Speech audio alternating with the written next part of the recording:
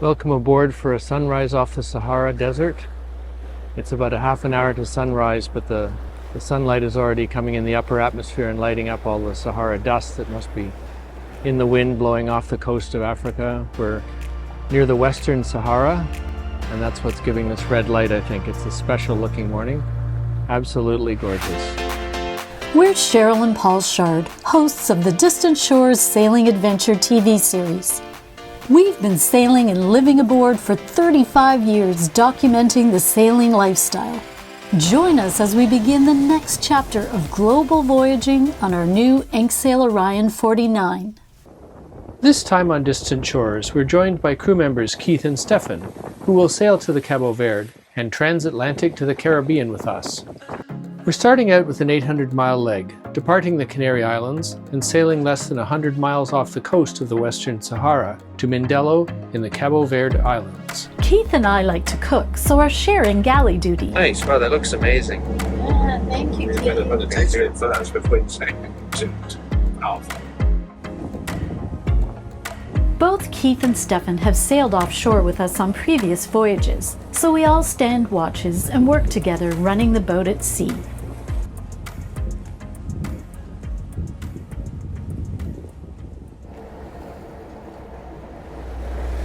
Wow, it's totally gorgeous this morning.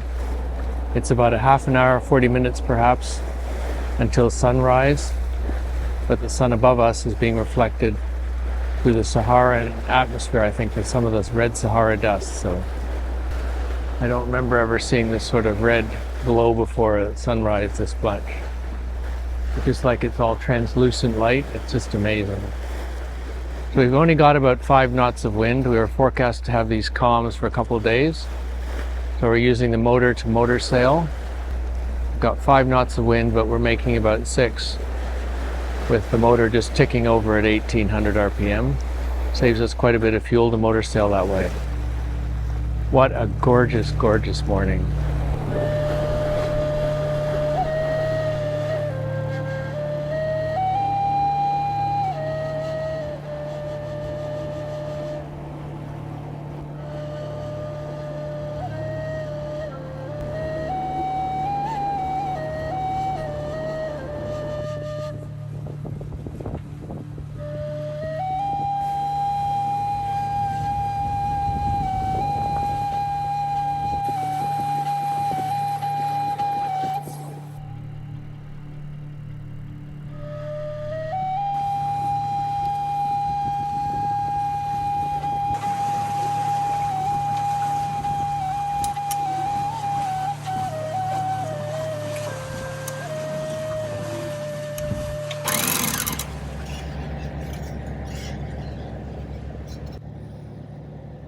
What's going on, Keith? Well, we're having a go at lasagna tonight. Wow. Not 100% authentic, so nothing in the comments from the Italian viewers, please. But we're going with a nice lasagna. Lovely. In the top tray there's some roasted vegetables for the soup, because we only want to put the oven on the once. Right. So we're going to roast off things for a couple of days worth of cooking. And also at the back, I'm hiding this pastry I made. I actually made this myself the other day. I'm going to have some apple pie. Wow. We're in the middle of the ocean. We are equidistant between Cape Verde and Gran Canaria, Gran Canaria. There we go. With the calm conditions, Keith raises the bar on meal preparation at sea. He's made the sauce himself, and the bechamel sauce for the lasagna is homemade, nothing out of a can, nothing out of a Tetra box. Incredible. I'll have to confess to the tin of tomatoes. Fair enough. I think that's acceptable. I think so. I think most people would have used a jar of pre-made sauce. Or bought a frozen lasagna before they left shore. Yeah. So if anyone needs crew, and crew that loves to cook, here's your man. He's an excellent sailor too. Yeah. No destination refused. We crossed the tropic today So it's even more impressive that Keith's in the galley cooking all these delicious things. Apple pie filling, lasagna, and roasted vegetables for soup.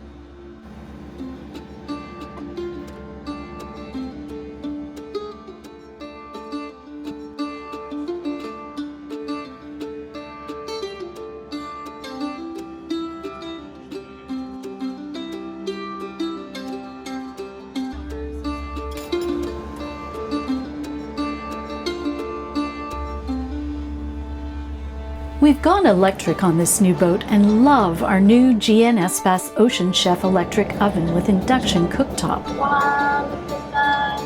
Oh, beautiful. Oh my gosh, you can put them on the silicone mats. The electric oven makes it possible to cook all this beautiful food without having to carry propane.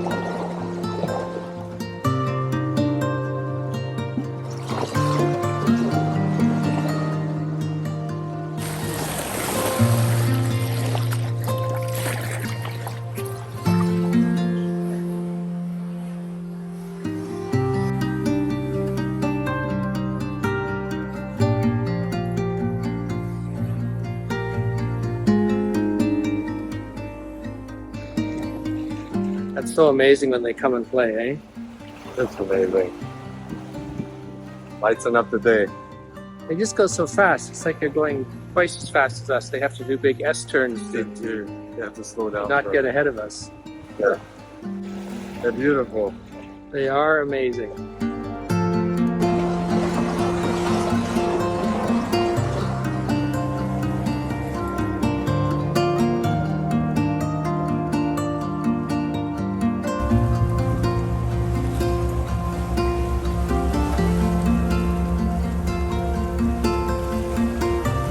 Sometimes in the morning we discover one or two flying fish have found their way on board, attracted by our light. I'm sending all my friends. Keith was a career pilot and thought his pilot friends might appreciate a fish that could fly. All my pilot friends. Hey. Looks a little stiff, doesn't he? It is very stiff. Yeah. He does smell fishy.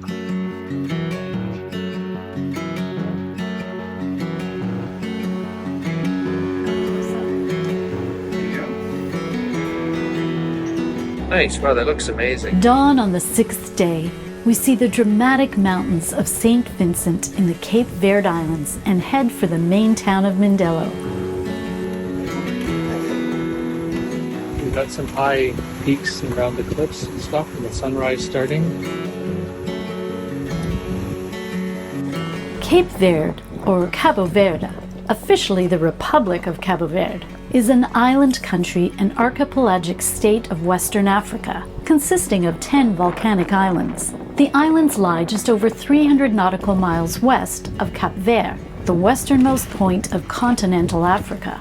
For centuries, seafarers have marked them as the place to pick up the constant trade winds from the east to sail transatlantic to the Caribbean. After 7 days at sea. So how does it feel to see land? Amazing. After 7 days at sea. Woohoo! Woohoo indeed. Landfall in Mindelo and Cape Verde after 6 days from the Canary Islands. Sun's just coming up, so we can come on in and hopefully find a slip, get ourselves sorted to head off across to the big crossing of the Atlantic. We've got such a great crew. Stephan and Keith are great sailors. We've all sailed together before, and the leg down here to the Cape Verde Islands it's always good because we get our routines worked out, figure out what everyone likes and dislikes for food so we can top up a bit when we get here. In the bustling town of Mindelo, we top off our fuel and provisions. The marina is a fun place, busy with all the boats planning to cross the Atlantic, and also has a nice anchorage if you want to anchor off the town. But we've only got a day until we set off again for the big crossing.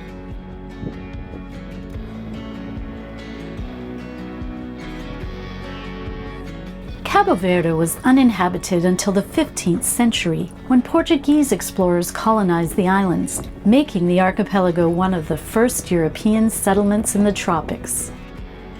So we're just leaving the sweet little island of San Vicente, heading off across the Atlantic Ocean. This will be our 10th Atlantic crossing. And as we say goodbye to San Vicente, it's 2,200 miles from here in Mindelo, San Vicente, 2,200 miles across to Antigua, and we'll make landfall in Antigua at Falmouth or English Harbor. I'm excited. The first leg showed me that I was kind of born for it for some reason, so it's good. Hopefully 12, 13, maybe 14 days across the Atlantic Ocean.